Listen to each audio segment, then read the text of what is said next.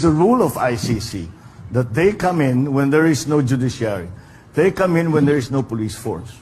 We have a judiciary. The Chief Justice, former Chief Justice, sitting right here. He will explain to you how healthy and robust and how active the judiciary is. The police force, I think, the same thing. So that is the reason. It is not. We are well within. We are well within international law when we take the position of not recognize the jurisdiction of ICC in the Philippines. One follow-up, sir. So if the ICC issues an arrest warrant against former President Duterte, will the Philippine government hand him over? Will we do what? Will the Philippine government hand him over if the ICC... We don't recognize the warrant that they will send to us. So that's a no? That's a no. Thank you, sir.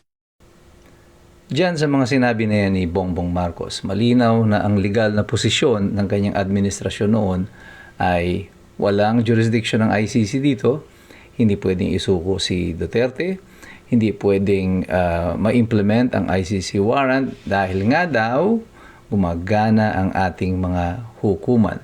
Itong mga sinasabi nito ni Bongbong Marcos ay hindi lang mga ordinaryong mga salaysay o mga opinion because he is the president.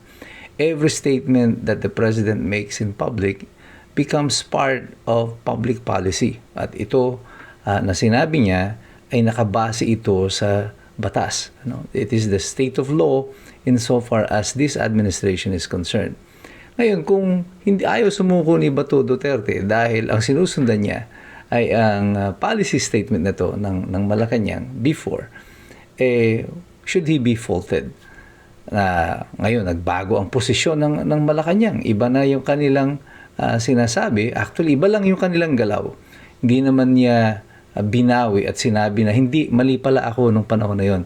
Nung tinanong si Boying Remulla tungkol dito sa dating posisyon ng Pangulo, ang sagot lang ni Boying Remulla noon, matagal na ikayon, marami na ikang nangyari. Anong nangyari? Ang nangyari noon, nagbago ang takbo ng politika. Subalit ang batas ay walang tinitingnan o kinikilingan pagdating sa politika.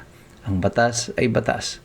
Kung ang posisyon ng Malacanang noon ay sang-ayon sa batas, kaya sinasabi nilang hindi nila i-recognize ano ang nagbago sa batas para magbago ng posisyon ang ating administrasyon, ang ating Pangulo. O baka hindi batas ang nagbago, kundi yung kanila lamang interes. At dito, malinaw na malinaw sa mga taong bayan na ang nagbago lamang dito ay ang political na interes ng administrasyon. Sapagkat ang policy statement na ito ukol sa implementation ng warrant of arrest ng ICC dito sa Pilipinas ay malinaw na inilatag ng presidente. Ngayon, yung mga tumutulig sa, bakit parang hindi nyo alam kung ano yung state of law, etc., etc., na para bang nagmukhang tanga pa ngayon itong mga sumusuporta sa posisyon ni Bato de la Rosa na hindi niya i-recognize ang ICC warrant. Well, base dito sa statement na ito, marami pang ginawa ang Pangulo, pero isa po ito sa pinakamalinaw na video ng kanyang policy statement nito. Dito makikita nyo na ang mga tao na gustong umaresto sa kanya noon ay siya ring mga tao na nagsasabi na hindi siya pwedeng arestuhin. So, sino ngayon ang mahina ang pag-iisip? Sino ang mahina ang utak? Sino ang mahina ang kokote? Yun bang naniniwala doon sa mga previous na deklarasyon? O ito mga nagpapauto sa pabago-bagong posisyon ng ating Pangulo? Ang mahalaga po dyan, ang prinsipyo ay unchangeable, it is unshakable, it is the foundation of our rights. Kaya nga batas po yan. Ang kasabihan po dyan, the Latin principle po dyan, the legal maxim po dyan is that dura lex sed lex. The law may be hard, but it is the law. At sa sitwasyon po ni Bato de la Rosa, even the Philippine government before has taken the position na gumagana ang ating mga hukuman and therefore the ICC cannot assume jurisdiction here. Na biglang sasabihin nila ay hindi na pala gumagana ang ating mga hukuman. Kung hindi na nga gumagana ang hukuman, ay bakit nagsasampa pa kayo ng mga kaso sa kasulukuyan? Hindi pwedeng magbago-bago ang posisyon na legal ng ating Pangulo base lamang doon sa kung sino ang involved at sa mga gusto niyang kasuhan. Kailangan po magkaroon ng matibay na gabay-batayan ng bawat isa sa kung ano ang totoong estado ng batas. Kanya po kung si Bato de la Rosa ay susundan at sinusundan niya sa kasalukuyan ang posisyon ng presidente noon nung sinabi niya ito, should he be faulted? Meron ba siyang pananagutan tungkol dito? Kanya po yung mga pananakot ng DOJ na sino man daw po magkukubli kay Bato de la Rosa ay kakasuhan.